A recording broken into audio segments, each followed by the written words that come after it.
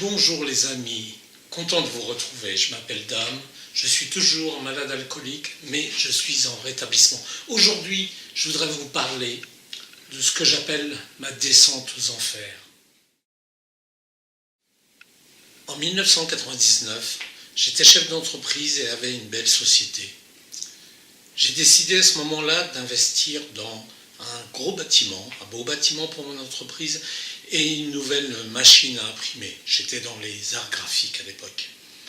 En 2002, suite à différents problèmes, j'ai été obligé de mettre mon entreprise en redressement judiciaire et de trouver un acquéreur pour la reprise.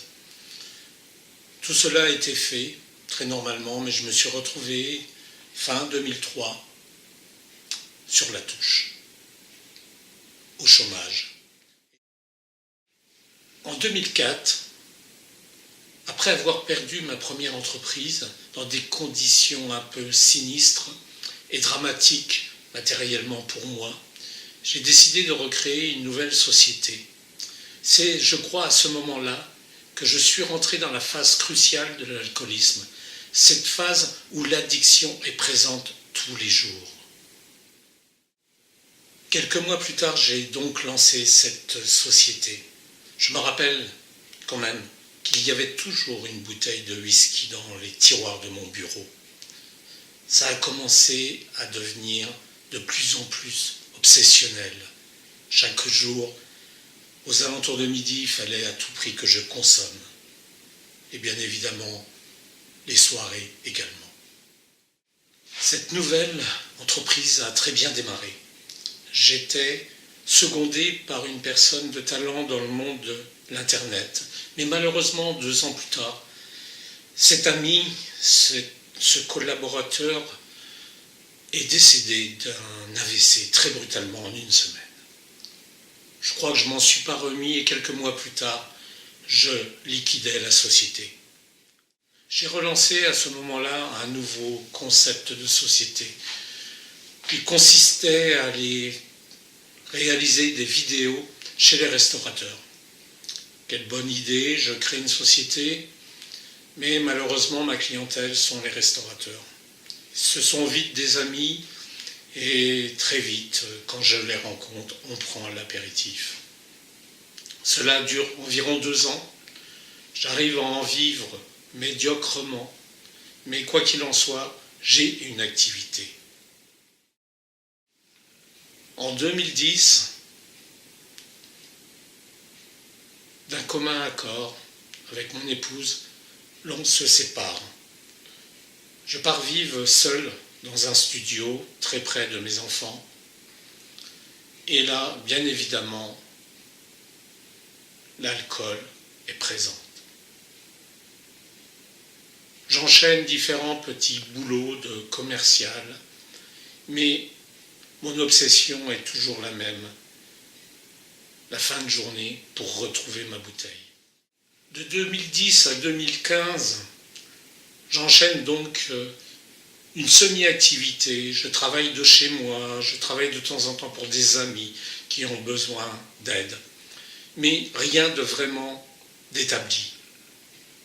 J'ai donc un emploi du temps qui me laisse beaucoup de temps à être seul chez moi, accompagné de mes bouteilles. Là, sans que je m'en aperçoive, la consommation augmente petit à petit. J'ai toujours des invitations chez des amis, mais je m'aperçois que, avant de partir à l'invitation, je prends déjà 2-3 doses de whisky pour affronter les gens que j'allais rencontrer dans la soirée. Cela devient une habitude de boire matin, midi et soir. Ça devient normal, mon corps le réclame. Je ne peux pas agir, réagir, si je n'ai pas pris une dose d'alcool minimum. Dans cette période de consommation, je m'aperçois que je me replie sur moi-même, que je n'ose plus affronter les gens, que je ne peux plus sortir sans avoir au moins consommé un minimum. L'alcool est indispensable pour que j'agisse, pour que je puisse téléphoner tout simplement, pour que je puisse accepter une invitation, pour que je puisse partager quelques moments avec mes enfants. Il me faut à tout prix une dose d'alcool pour avoir le courage minimum de faire tout cela. Je m'aperçois que dans cette période, je commence à me négliger, le ménage de mon petit studio, à empiler des choses, à ne plus ranger, à ne plus faire le ménage. Je commence à laisser un peu tout à l'abandon en me disant « moi je m'en occuperai demain ». Les papiers, tous les devoirs minimum, tout ça est mis de côté. J'attends, je ne sais quoi, mais j'attends un autre moment pour faire ces choses-là. Je n'ai plus le courage de les faire, je n'ai plus l'envie. Plus grand-chose ne m'intéresse dans la vie. Même les soirées football que je partage avec des amis deviennent pour moi nulles.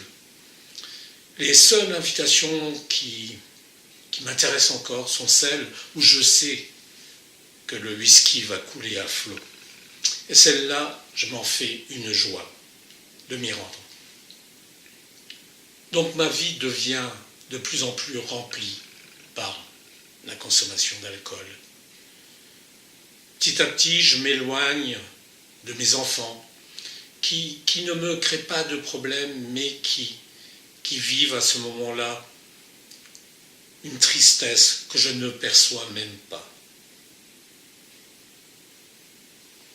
La période chronique, ma descente aux enfers, commencera approximativement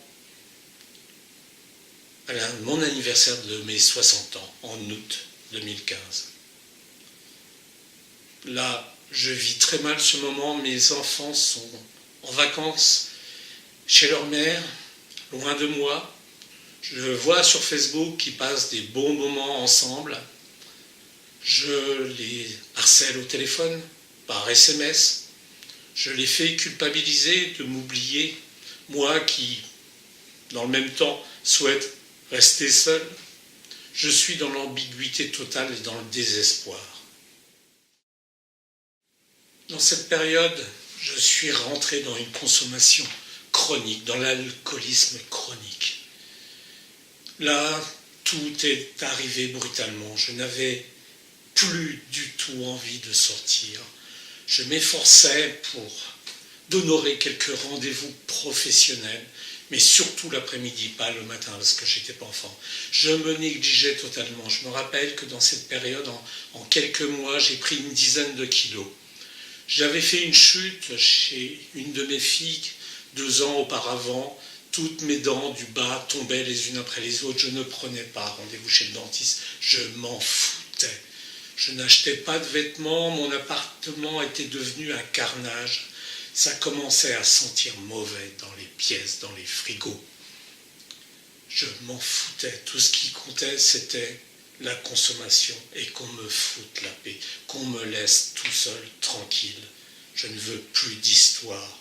Je ne faisais que m'apitoyer sur moi et j'avais dans ces moments-là beaucoup de ressentiment sur les autres. Mes proches même étaient concernés. C'était devenu dramatique dans ma tête. Noël 2015, je le passe avec mon ex-épouse et mes enfants. Je fais un effort ce soir-là, mais cela me prend une telle énergie que je réfute toutes les invitations pour le jour de l'an. Je prétexte à tout le monde que je suis déjà invité chez une de mes filles. Tout cela n'est que mensonge.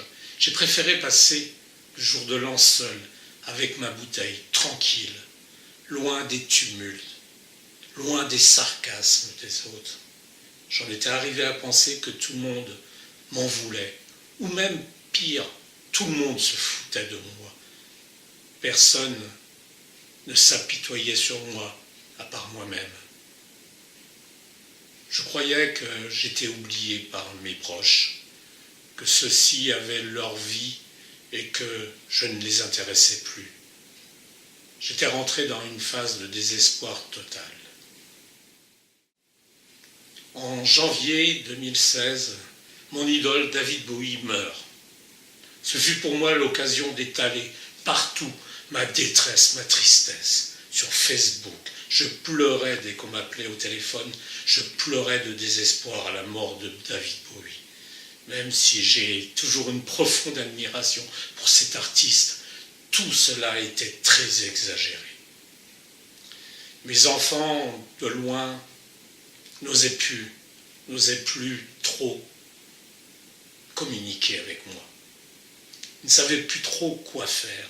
J'étais tellement excessif dans mes comportements, dans mes propos, que tout le monde commençait à me fermer la porte, ce qui était bien naturel. Et cela m'arrangeait. Cela m'arrangeait parce que je ne souhaitais qu'une seule chose, du matin au soir, c'était boire, c'était m'anesthésier. Je commençais à boire dès le matin, après le café, tout de suite un pouce café, 2 pouces café dès 7h ou 8h du matin. Et quelques temps après, quelques jours plus tard, le café n'était même plus indispensable. Je redormais, anesthésié, je me réveillais, je reconsommais. Du matin au soir et même la nuit, je me réveillais pour consommer. C'était complètement indispensable, mon corps le réclamait.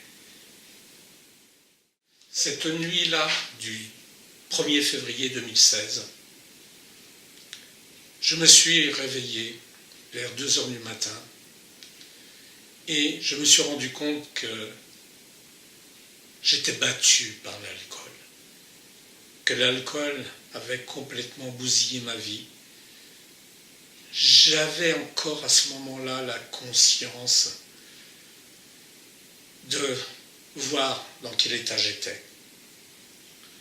Ce petit moment de lucidité m'a fait paniquer parce que j'ai pu me rendre compte de tous les dégâts que j'avais pu causer sur moi et sur les autres.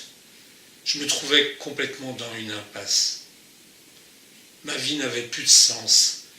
Je savais que je ne pouvais pas arrêter de consommer.